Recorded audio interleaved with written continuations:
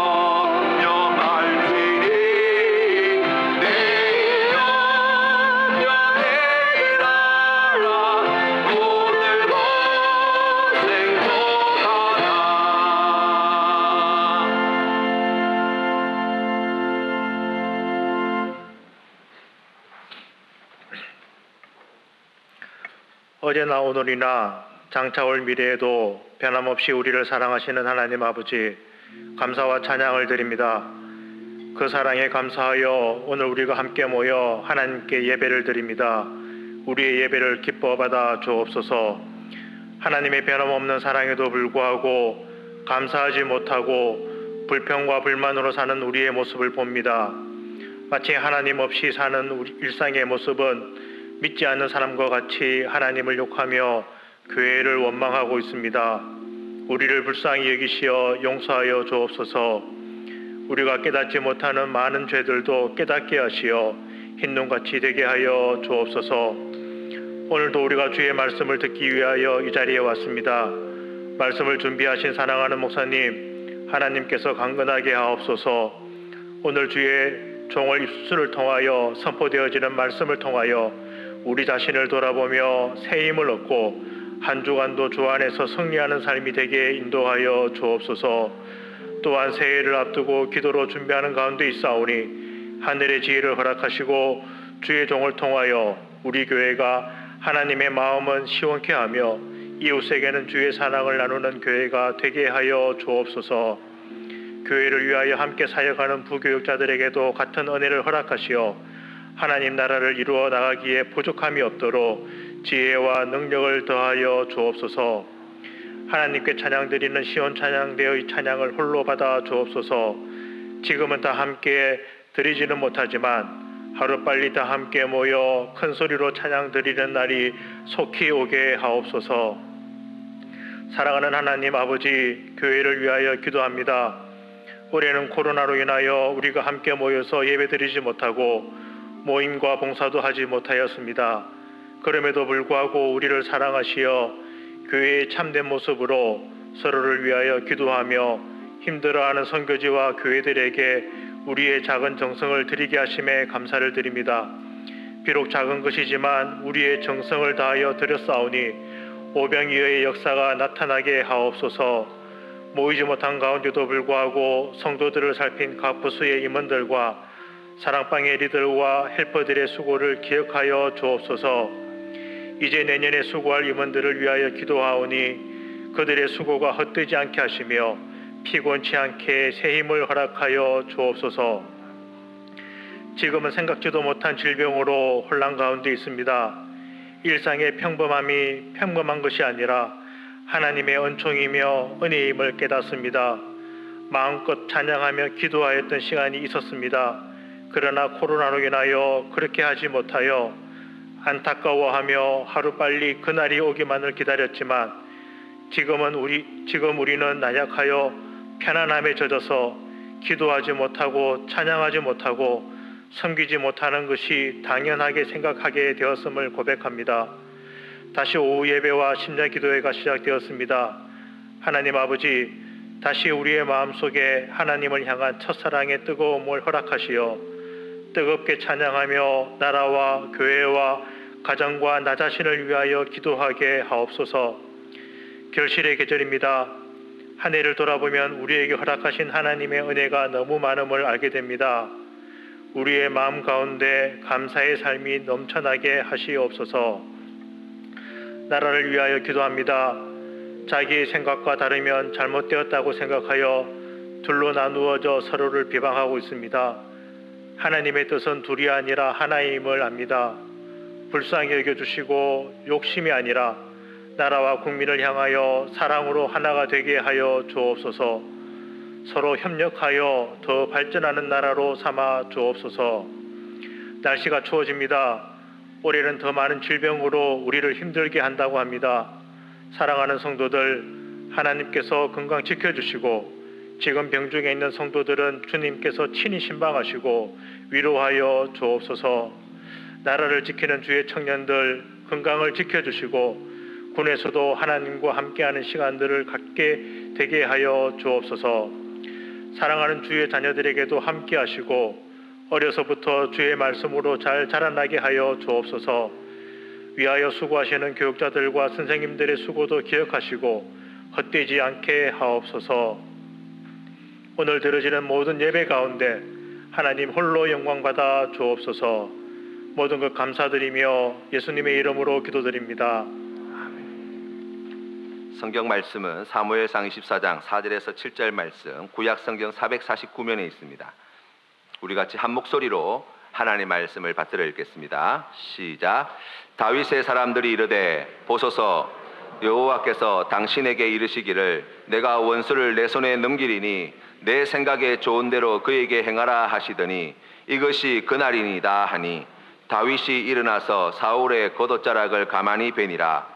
그리한 후에 사울의 옷자락 뱀으로 말미암아 다윗의 마음이 찔려 자기 사람들에게 이르되 내가 손을 들어 여호와의 기름 부음을 받은 내 주를 치는 것은 여호와께서 금하시는 것이니 그는 여호와의 기름 부음을 받은 자가 됨이니라 하고 다윗이 이 말로 자기 사람들을 금하여 사울을 해하지 못하게 하니라. 아멘.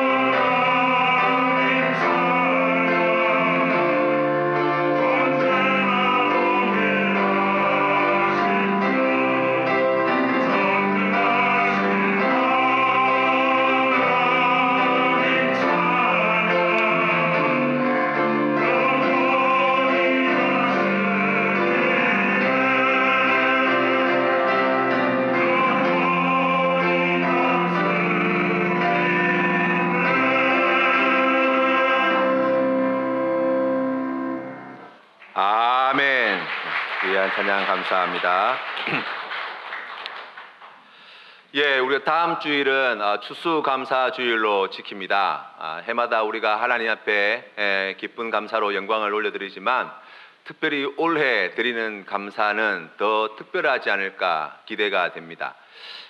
지난 주일부터 우리가 이제 금요 심야기도회를 다시 시작하게 되었습니다. 코로나 때문에 중단되었던 금요 심야기도회가 다시 시작되면서 우리가 마음껏 찬양 드릴 수 있다는 것이, 우리가 주님 앞에 나와서 큰 소리로 기도할 수 있다는 것이 얼마나 크고 놀라운 은혜인가를 깨닫게 됩니다. 우리가 살아가면서 이런 때를 우리가 경험해 본 적이 없는 그런 참으로 당혹스러운 시대를 보내고 있지만, 우리가 나 자신을 보고 세상을 보면 감사할 것이 하나 없지요. 그러나 그러한 험악한 시대 속에서도 나를 지키시고 보호하시고 인도하시고 은혜 주시고 필요한 것을 때에 따라 공급하여 주신 하나님을 생각해 보면 우리의 삶이 얼마나 감사와 기쁨이 넘치는 복된 삶이었는가를 다시 배우게 됩니다. 사랑하는 성도 여러분, 우리가 주님 앞에 이번 추수감사주일 함께 감사함으로 주님 앞에 나아갈 때 하나님께서 베풀으신 이 어려움 가운데 속에서도, 이 고통스러운 시간 속에서도, 참으로 위태로운 삶의 지경에서도 우리에게 베풀으신 그 크신 은혜를 새롭게 발견하시고 하나님께 마음과 정성을 다하여 감사로 나아오시는, 하나님의 이름을 높여드리는 우리 모든 성도님들 다 되시기를 주님의 이름으로 축원합니다. 걸림돌과 디딤돌이라는 제목으로 하나님 말씀 전하겠습니다. 우리가 오늘 본 사무엘상 24장에 나와 있는 이 사건은 다윗의 생애에 있어서 매우 중요한 사건이라고 이야기할 수 있습니다. 다윗은 골리앗을 쓰러뜨리고 난 다음에 나라를 구했습니다. 그리고 백성들이 사울 왕보다 다윗을 더 크게 생각하자 그날로부터 사울 왕의 적이 되었고, 창에 찔려 죽을 뻔한 적이 여러 번 있었으며 자객에게 죽임을 당할 뻔한 적도 있었고, 사울의 군대의 추적을 받아서 광야에서 죽을 뻔한 적도 여러 번 있었습니다. 사울 왕을 피해서 가드 왕에게로 피신하였을 때도 그곳에서 거의 객사할 뻔했던 그러한 위태로운 지경을 겪기도 하였습니다. 그러던 어느 날, 이제 엔게디 광야에 있던 이 들염소 바위라는 곳에 사울 왕과 군대를 피해 숨어 있다가 사울이 용변을 보기 위해 제 발로 다윗이 있는 그 굴 안으로 들어온 것이죠. 사울을 호위하던 그 모든 군인들도 자리를 다 피하였습니다.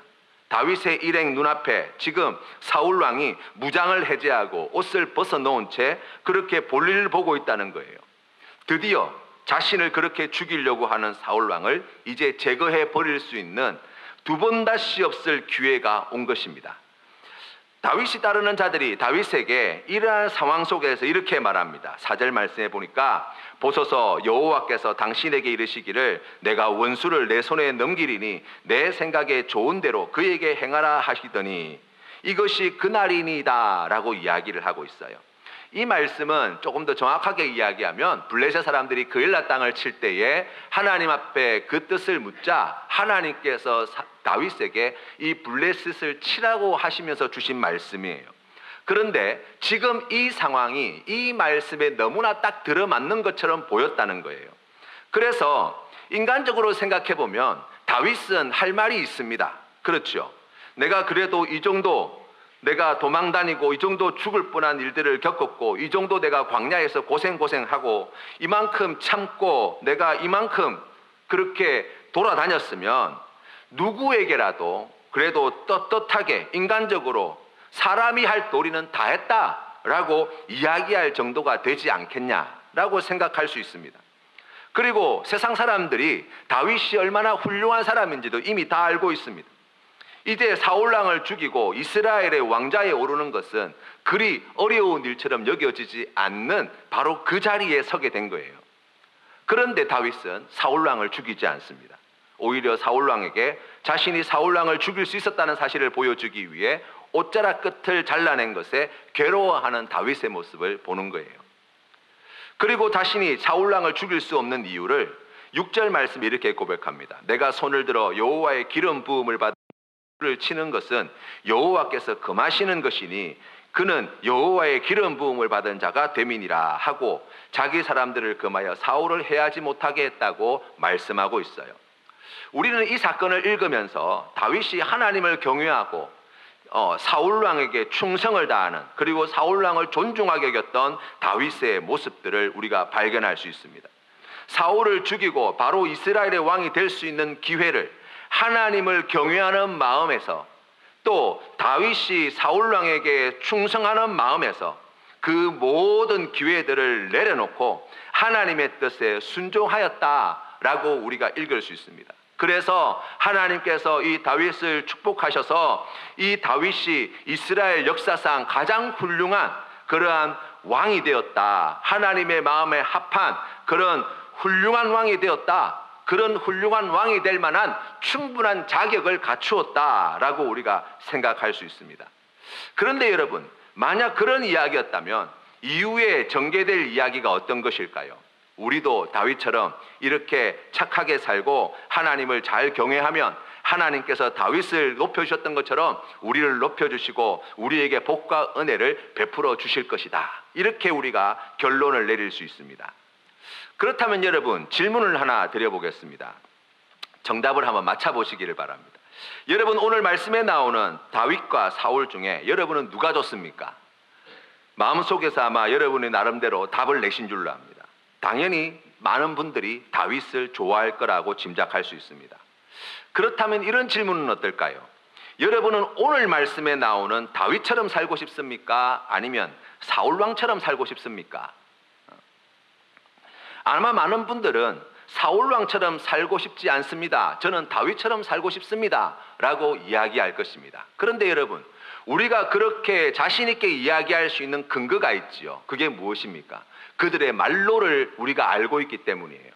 사울왕이 얼마나 비참하게 죽었는가, 다윗이 얼마나 영광스러운 자리에 오르게 되었는가, 하나님께서 다윗을 얼마나 사랑하셨는가, 그것을 생각해 보면 아이고, 다윗처럼 살고 싶지, 저는 죽어도 사울왕처럼 살고 싶지 않습니다 라고 이해할 수 있습니다. 그런데 여러분, 오늘 말씀을 자세히 보자고요. 오늘 이 24장 말씀에 나와 있는 사울과 다윗, 이 두 사람의 상황이 어떤가 하는 것입니다. 오늘 말씀에서 우리가 보게 되는 사울왕은 현재 이스라엘의 왕입니다. 그는 이스라엘의 왕으로서 모든 것을 다 가진 자입니다. 나라도 군대도 권력도 부도 다 사울왕의 것입니다. 이스라엘 안에서는 마음만 먹으면 뭐든지 다 할 수 있습니다.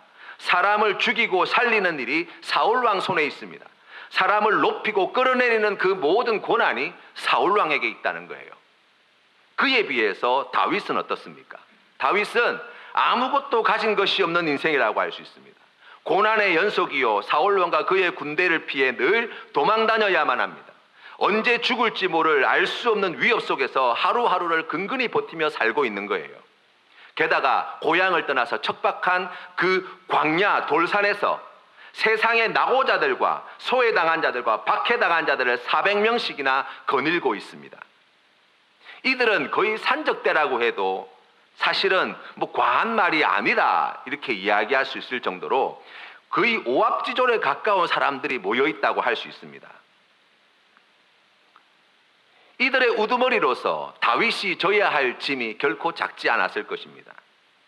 그 광야에서 자신과 자신의 가족을 먹이기에도 어려운 그러한 조건 속에서 400명이나 되는 그 자기의 부하들을 어쨌든 먹여야 될 거 아니에요. 그러한 책임을 자기가 지금 지고 있다는 것 아닙니까? 얼마나 하루하루가 버거웠을까요?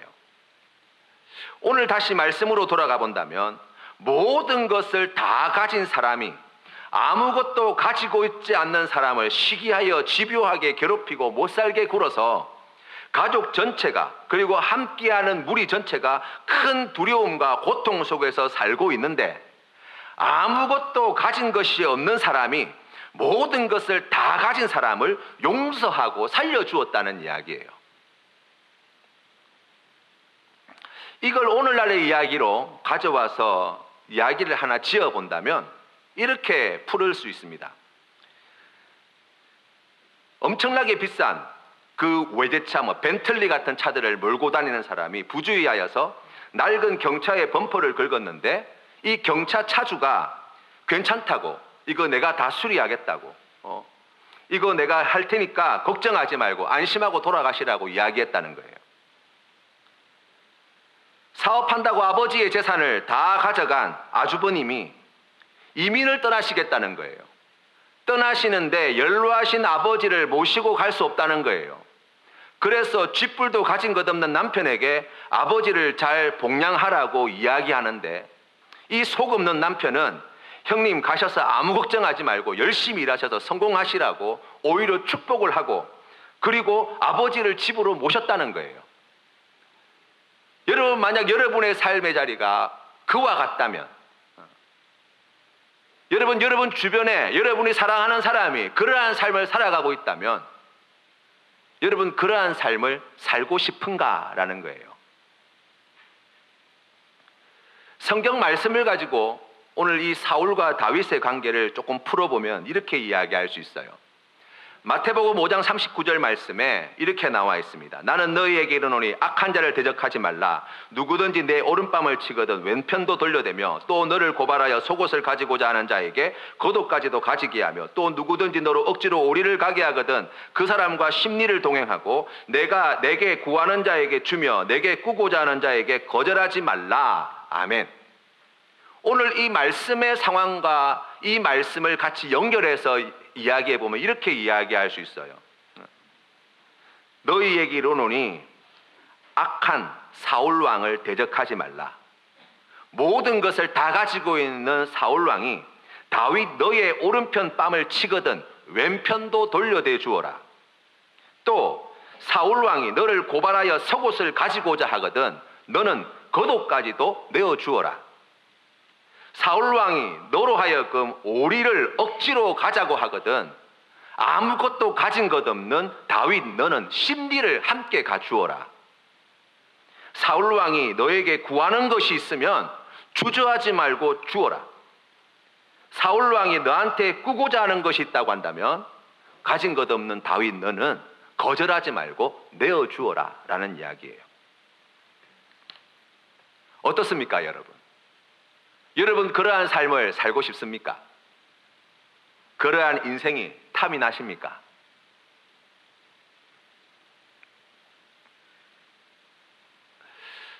여러분 그렇다고 한다면 오늘 이 말씀을 통해서 하나님께서 우리에게 말씀하시는 바가 무엇인지를 우리가 잘 보아야 합니다.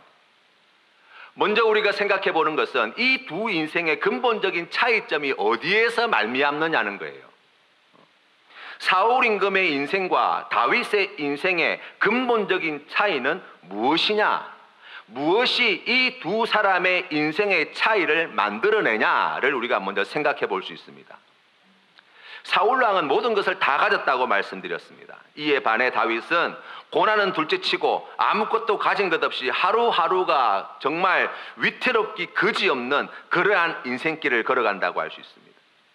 그러나 두 사람의 인생의 진짜 차이는 고난이 얼마나 크고 적으냐, 가진 것이 얼마나 많고 적으냐의 싸움이 아니라는 거예요. 신분의 지위가 얼마나 높으냐 낮으냐에서 오는 것이 아니라고 말씀합니다. 이 두 사람의 인생의 차이를 만들어내는 것은 그들이 가지고 있는 재산이나 권력이나 건강이나 힘이나 지식이나 그 어떤 것이 아니라 바로 하나님이 택하신 인생이냐 아니냐의 싸움이라는 거예요.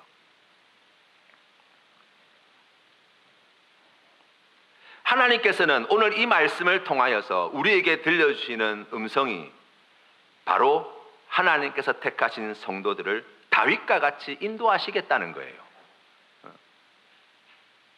왜 그렇습니까? 하나님이 우리를 택하셨기 때문이에요.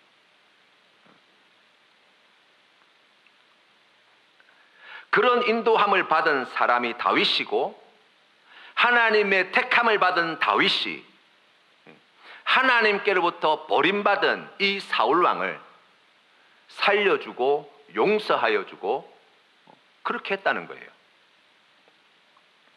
아말렉과의 전쟁에서 사울 왕은 하나님의 말씀을 버렸습니다. 그래서 하나님은 이 사울 왕을 버렸죠. 그 후 사울 왕에 일어난 변화가 사무엘상 16장 14절 말씀에 이렇게 나와 있습니다. 여호와의 영이 사울에게서 떠나고 여호와께서 부리시는 악령이 그를 번뇌하게 한지라. 아멘. 이에 반해 다윗은 사무엘상 16장 13절 말씀해 보시면 사무엘이 기름 뿔병을 가져다가 그의 형제 중에서 그에게 부었더니 이날 이후로 다윗이 여호와의 영에게 크게 감동되니라. 무슨 말씀입니까? 하나님께로부터 버림받은 이 사울 왕은 하나님의 영이 떠나서 그날로부터 악신이 집혀서 그의 인생에 평안이 없고 죽음에 대한 두려움이 가득하고 외롭기만 하고 주변에 다 적처럼 여겨지고 피해의식에 젖어서 주변에 신하가 그렇게 많이 있고 호위하는 군대가 수천 수만이어도 안심하지 못하는 그러한 삶을 살게 되었다는 거예요. 22장 7절에서 8절 말씀해 보시면 사울이 곁에 선 신하들에게 이렇게 고백합니다. 너희가 다 공모하여 나를 대적하여 내 아들이 이새의 아들과 맹약하였으되 내게 고발하는 자가 하나도 없고 나를 위하여 슬퍼하거나 내 아들이 내 신하를 선동하여 오늘이라도 매복하였다가 나를 치려하는 것을 내게 알리는 자가 하나도 없도다 하니, 모든 것을 다 가지고 자신이 하고자 하는 대로 다 행하였으나 원하는 것 하나 얻지 못한 인생이 되었다고 말씀하는 거예요. 야고보서 4장 2절 말씀에 너희는 욕심을 내어도 얻지 못하며 살인하여 시기하여도 능히 취하지 못함으로 다투고 싸우는도다. 너희가 얻지 못하면 구하지 아니하기 때문이요 구하여도 받지 못하면 정욕으로 쓰려고 잘못 구하기 때문이라 말씀하셨습니다. 그렇다면 다윗의 삶을 이 말씀을 가지고 살펴보면 어떻습니까?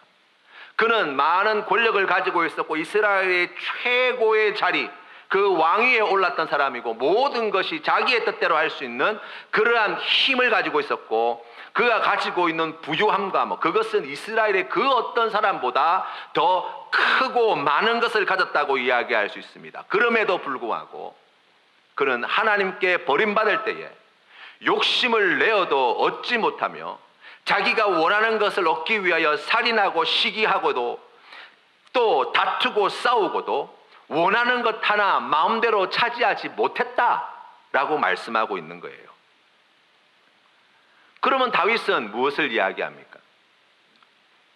다윗처럼 하면 원하는 것을, 구하는 것을 다 얻을 수 있다, 이런 말씀이 아니에요.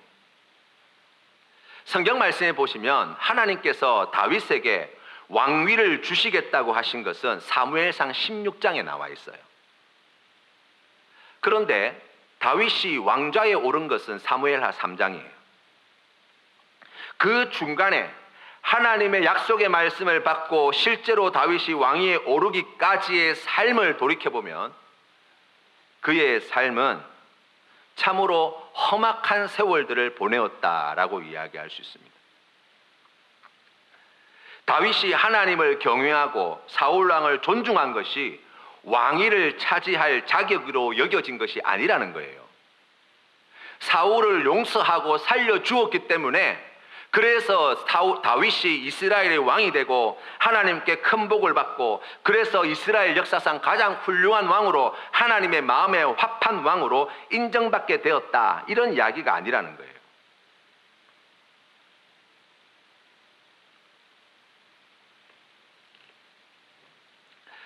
성도의 삶은 다윗의 삶과 같습니다. 왜냐하면 이 세상은 하나님께 대적하는 악한 마귀의 손안에 놓여 있기 때문입니다. 그래서 여러분, 그 속에서 믿음을 지키며 살아가는 그리스도인들은 편할 수가 없는 거예요. 마치 온 세상 사람들이 넓은 길을 향하여 걸어갈 때 강물을 거슬러 올라가는 연어와 같이 그러한 세상을 거슬러 올라가는 것이 성도의 삶이라고 이야기할 수 있습니다. 얼마나 아프고 힘들고 억울하고 괴로운 일들을 많이 당할까요? 노력하고 애쓰지만 정당하게 인정받지 못하는 일들이 얼마나 많은지 모릅니다. 그렇기 때문에 다윗처럼 복받기 위해서 더 열심히 해라가 아닌 거예요. 성도에게 약속하신 하나님의 진짜 복은 어디에 있습니까? 하나님의 택하심 안에 다 들어있는 거예요.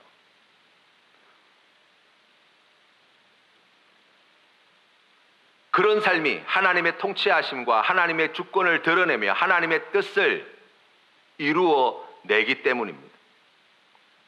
하나님은 우리를 만세전에 택하시고 다윗을 어린 시절 기름 부어 이스라엘의 왕으로 삼으시고 이스라엘의 왕이 될 때까지 긴 시간을 광야에서 고생하게 하셨듯이 하나님의 나라를 상속받을 하나님의 자녀의 권세를 이미 우리에게 그의 택하심 가운데 약속해 주셨지만 그 나라에서 하나님의 자녀의 권세를 누릴 때까지 이 땅에서 어떻게 생각해 보면 다윗과 같이 고생하며 살아갈 수밖에 없는 바로 그러한 삶이라고 말씀하시는 거예요.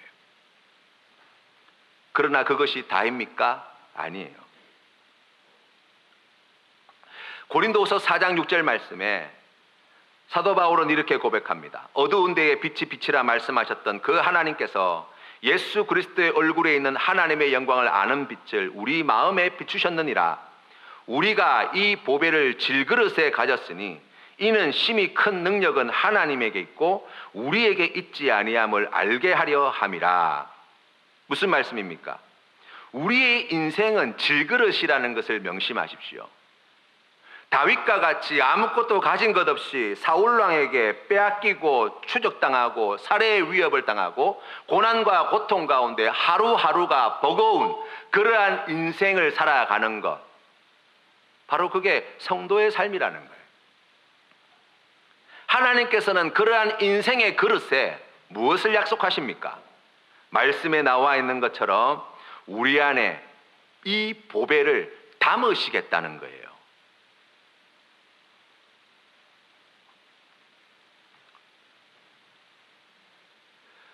구체적으로 하나님께서 담으시고자 하시는 이 보배는 무엇입니까? 라고 이야기하면 우리를 위하여 십자가에 달려 죽으신 예수 그리스도, 그분을 통하여 우리에게 보여주시는 그 하나님의 영광이라고 이야기할 수 있습니다. 로마서 8장 29절 말씀에 하나님이 미리 아신 자들을 또한 그 아들의 형상을 본받게 하기 위하여 미리 정하셨으니 라고 말씀하고 있어요. 만세전에 우리를 택하셨습니다. 택하신 우리에게 하나님께서 기뻐하시는 뜻은 무엇입니까? 우리의 삶을 통하여 하나님의 아들의 형상을 본받게 하시겠다는 거예요. 이것이 하나님께서 질그릇과 같은 우리의 인생에 담고자 하시는 바로 보화다 말씀하시는 것입니다. 예수 그리스도의 형상을 본받은 바로 그 믿음의 자리는 어떤 자리입니까? 오늘 우리가 다윗의 모습을 통해서 보게 되는 것은 원수를 용서하고 사랑하고 인내하며 하나님의 뜻에 충성하고 하나님과 사람 앞에 겸손함을 지키는 것입니다.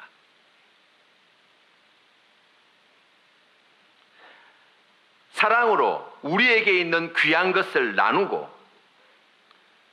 하나님의 말씀에 순종하기 위하여 손해를 기꺼이 감내하는 삶에 있는 거예요. 우리는 생각할 때에 금그릇이 되어야 보배를 담을 자격이 있다고 착각할 때가 많이 있습니다. 곧 있으면 이제 수능 시험을 앞두고 있는데요. 여러분, 우리가 자녀들에게 또 우리 교회 공동체 안에서 우리가 그동안 무슨 말을 해왔는가 한번 생각해 보십시오. 대학에 들어가는 것과 대학에 떨어지는 것 중에 어느 게 하나님께 영광이 되냐는 거예요. 좋은 대학에 들어가는 것이 하나님께 영광이 된다는 거예요. 여러분, 그 이야기는 무엇입니까? 질그릇에는 보화를 담을 수 없다는 이야기예요. 하나님의 뜻은요, 질그릇에 보화를 담겠다는 거예요. 가난하고 힘든 사람들을 도와주기 위하여 가진 것이 많아야 된다고 생각하는 거예요.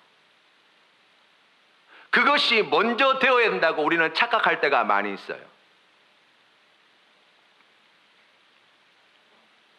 우리의 삶의 균형을 흔들어 놓고 무너뜨리면서까지 하나님의 말씀에 순종하는 것은 너무 과한 것이 아닌가? 우리가 그렇게 생각하며 신앙생활할 때가 얼마나 많은지 모릅니다.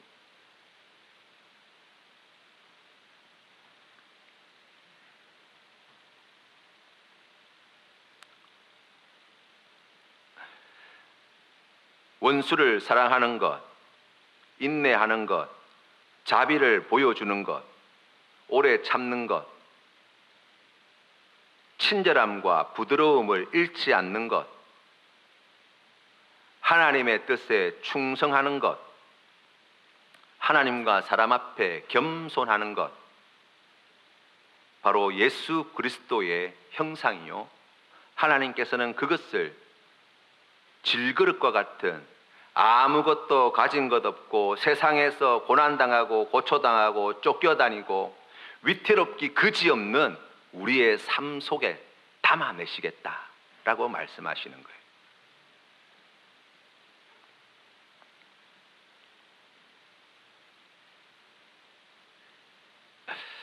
아무것도 가진 것 없고 힘없는 다윗이 모든 것을 다 가진 사울을 용서하게 하시겠다는 것입니다. 아무것도 가진 것 없는 다윗이 하나님의 나라와 의를 이루기 위하여 예수 그리스도의 형상을 본받기 위하여 오른뺨을 때리는 사울에게 왼뺨을 돌려대게 만드시겠다는 거예요. 핍박당하고 고난당하고 고초당하고 쫓겨다니고 삶이 위태롭기 그지없는 다윗이 모든 것을 다 가지고 있는 사울왕이 속옷을 요구할 때 그 사울왕에게 겉옷까지 내어주는 다윗으로 만들어 가시겠다는 거예요.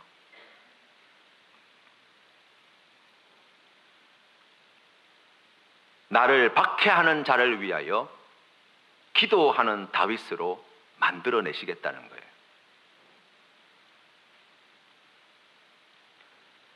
왜 그렇게 해야 됩니까? 왜 하나님께서는 우리를 그와 같은 우리 눈에 보기에 하나도 탐스럽지 않은, 우리 눈에 보기에 큰 손해를 입는 것 같은, 우리 눈에 보기에 참기가 너무 고통스러운 그 자리로 인도하실까요? 그것은 우리가 예수 그리스도의 형상을 본받아 예수 그리스도께서 그렇게 하셨듯이 우리도 주님을 본받아 그렇게 행하게 될 때 이 땅 위에 하나님의 나라와 의가 세워지기 때문이에요.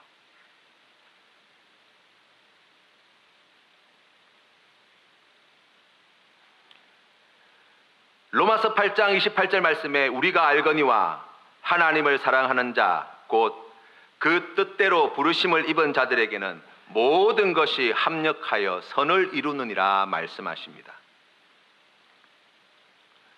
하나님께서는 부르신 자들에게, 택하신 자들에게 이 세상의 그 어떤 복과도 비교할 수 없는 영광스러운 복을 이미 약속해 놓고 계십니다. 지금은 사울왕에게 쫓겨다니는 다윗이지만 이미 그가 어린 시절 사무엘 선지자를 통하여 하나님께서 그를 택하여 이스라엘의 왕으로 기름 부으실 때 이스라엘의 왕위에 오를 자로 정해 놓으시고 하나님께서 그 영광스러운 자리에 이 다윗을 앉혀 놓으셨던 것처럼 말입니다.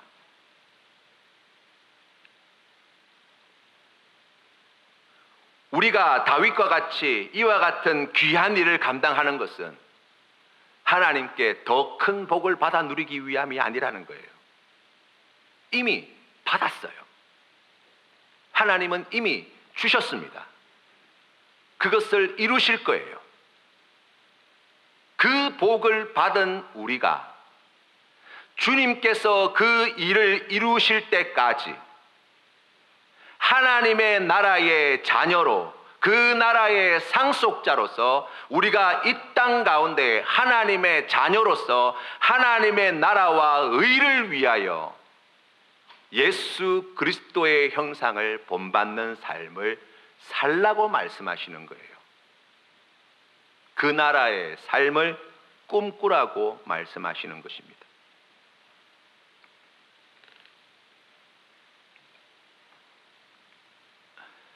그런 자들에게 모든 것은 합력하여 선을 이루는 것입니다.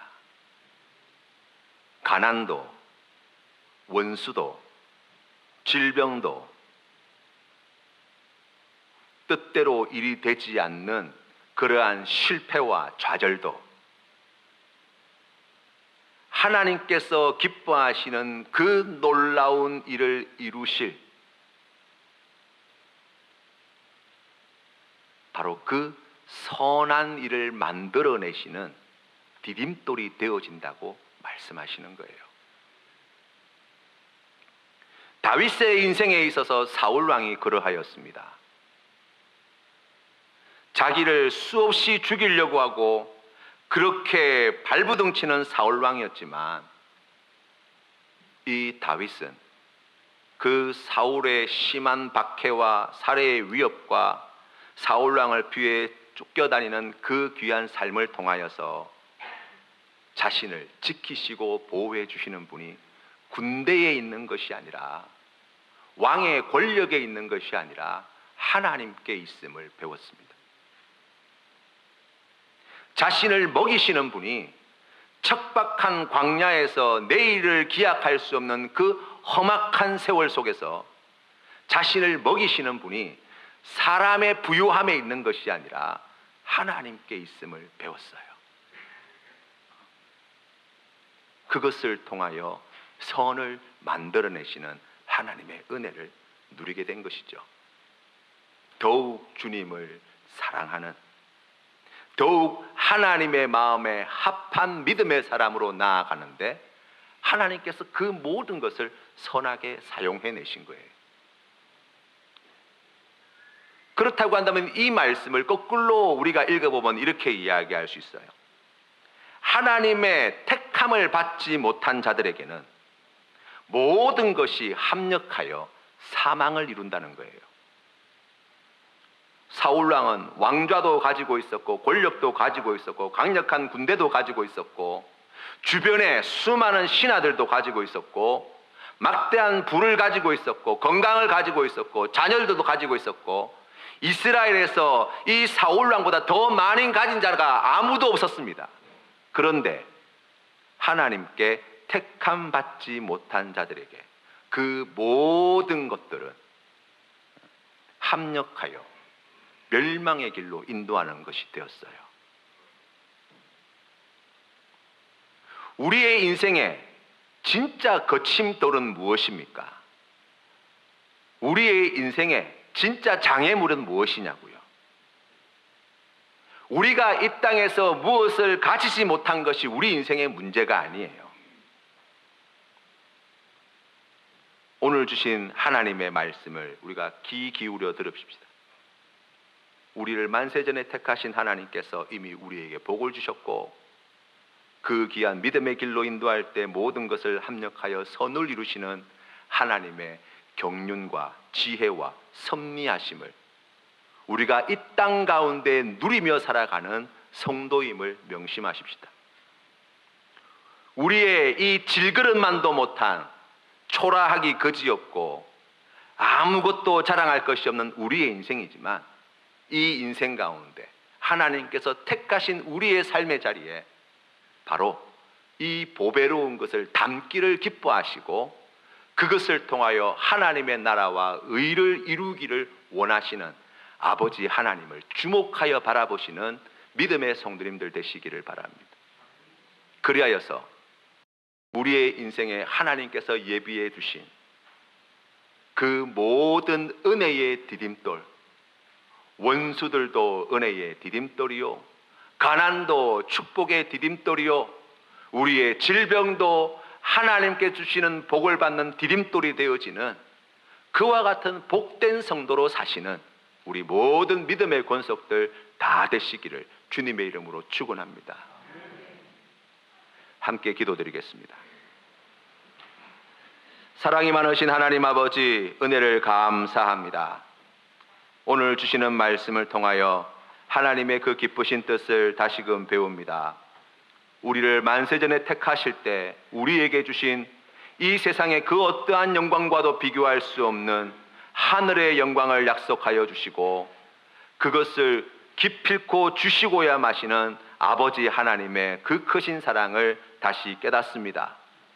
우리가 주님 앞에 서게 되어지는 그날까지 이 땅 가운데 질그릇 같은 우리 인생이지만 하나님 아버지께서 기뻐하시는 그 귀하신 뜻, 이 질그릇과 같은 우리의 인생 그릇에 예수 그리스도의 형상을 본받는 아름다운 보화를 담기를 기뻐하시는 하나님의 깊으신 뜻을 깨달아 알게 하여 주시옵소서. 하나님, 그리하여서 예수 그리스도를 본받아 용서하며 사랑하며 인내하며 겸손하며 오래 참으며 충성하며 하나님 말씀에 기쁨으로 순종하는, 감사하는, 기뻐하는 우리 귀한 성도님들 되게 하여 주시옵소서. 그리하여서 이 땅에서의 우리의 삶이 하나님의 나라와 의를 이 땅 가운데 이루는 데에 귀하게 쓰임받는 복된 삶이 되게 하여 주시고, 우리의 이 질그릇과 같은 인생을 통하여 하나님 영광 받으시는 은혜를 누리는 우리 모든 권속들 다 되게 하여 주시옵소서. 이제는 우리 주 예수 그리스도의 크신 은혜와 아버지 하나님의 영원하신 사랑과 성령 하나님의 교제하심이 우리의 인생길 가운데에 이 귀한 은혜의 디딤돌을 예비하신 하나님의 크신 사랑을 기뻐하며 감사하며 앞서가신 주님만을 바라보며 이 디딤돌 딛고 믿음으로 일어서겠습니다 결단하는 고개 숙인 주의 백성들 머리 위에, 가정 위에, 이 나라 이 민족 위에 이제로부터 영원토록 함께 하시기를 간절히 축원하옵나이다. 아멘.